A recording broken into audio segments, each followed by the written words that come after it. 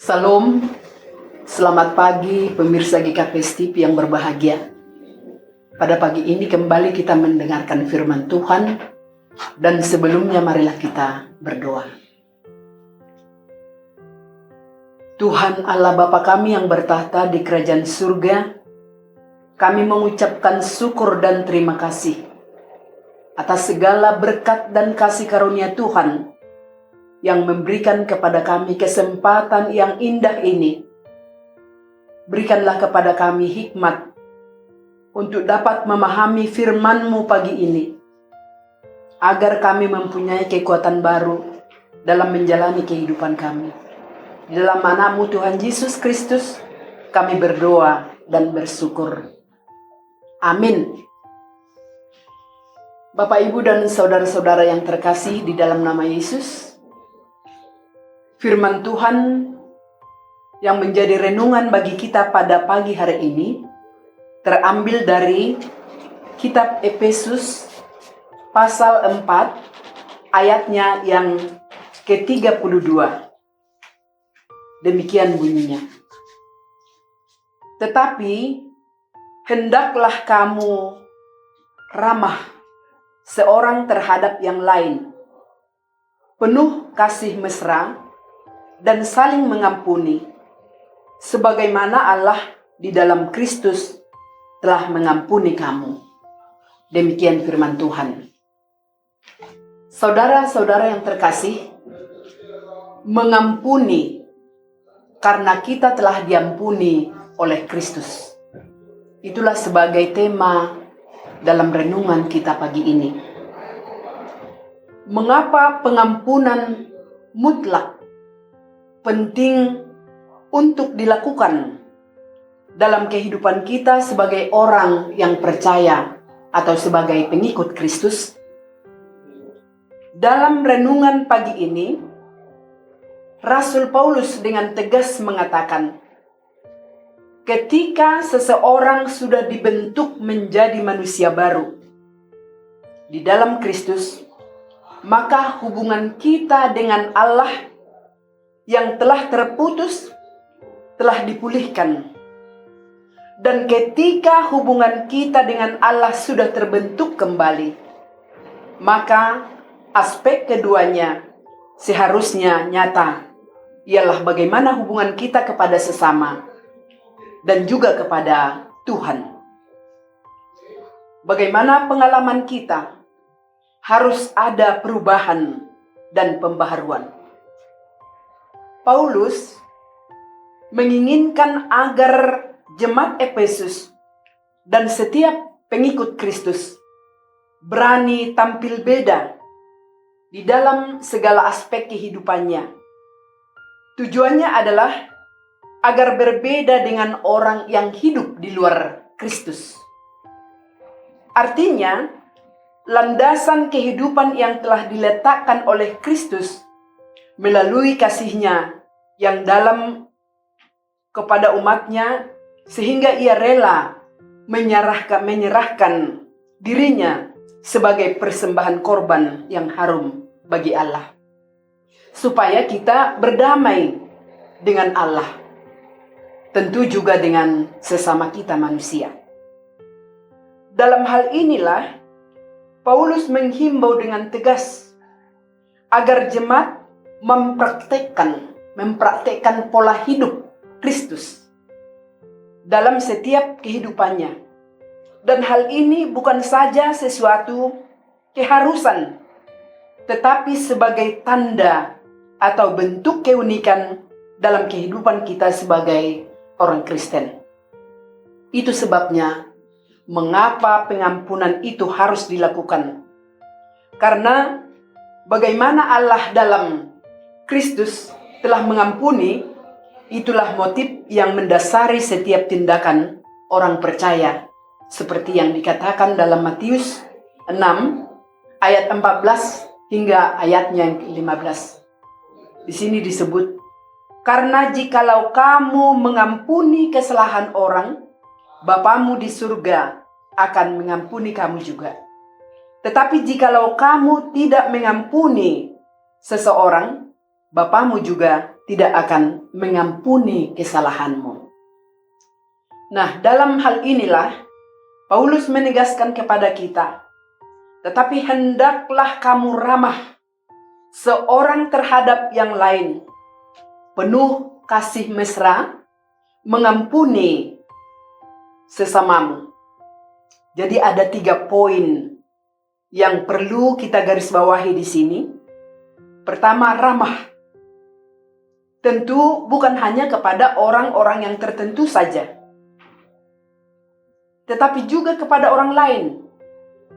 Namun keramahan itu sudah melekat di dalam diri kita, karena hal itu juga adalah sebagai buah roh yang hidup di dalam diri kita. Dan kedua, penuh dengan kasih mesra. Artinya hubungan itu menyenangkan, penuh kesetiaan dan tulus. Jadi sama seperti pasangan suami istri mau mengampuni, menyenangkan di dalam kehidupan kekeluargaan, dan juga saling mengampuni. Jadi kalau kita disuruh saling mengampuni, memang manusia adalah makhluk yang tidak lepas dari kehidupan yang sering ada kesalahan, ada kekeliruan. Disakiti memang tidaklah menyenangkan, tetapi mengampuni adalah respon terbaik seperti yang Tuhan tunjukkan kepada kita. Yesus, dia dihianati, dicaci maki, ditindas, namun Yesus tidak pernah menyimpan kepahitan, tidak pernah menyimpan kemarahan, kebencian di dalam dirinya. Justru ia rela mati untuk kita, supaya kita beroleh kehidupan dan keselamatan yang kekal. Oleh sebab itu, hiduplah selalu mengampuni. Amin. Kita berdoa. Kami memohon pengampunan daripada-Mu ya Tuhan, agar kami juga dapat mengampuni sesama kami, dan Engkau juga mengampuni kami. Pada saat ini, kami memohon kiranya Roh Kudus mengisi setiap kehidupan kami, menuntun kami, supaya kami selalu mau terbuka dan menerima sesama kami sesuai kepada kasih yang telah Kau berikan kepada kami.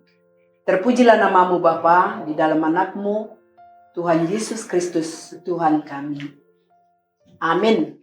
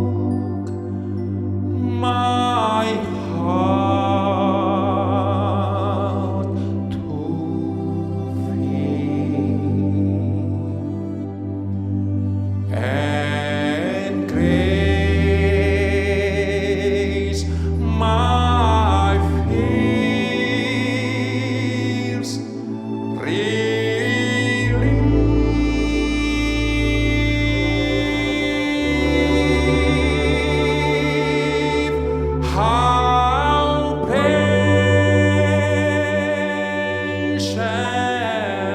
did that grace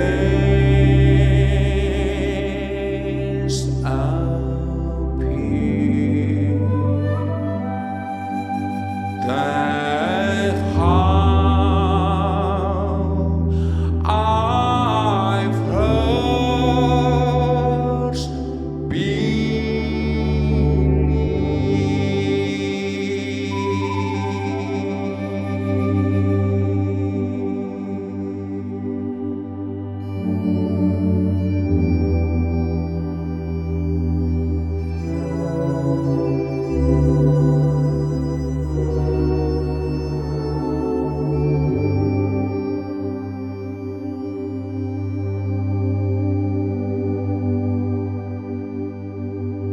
through many dangers, toils, and snares, we had already come.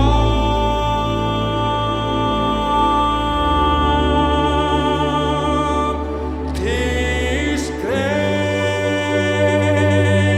had brought us shepherds found, and grace will lead us home.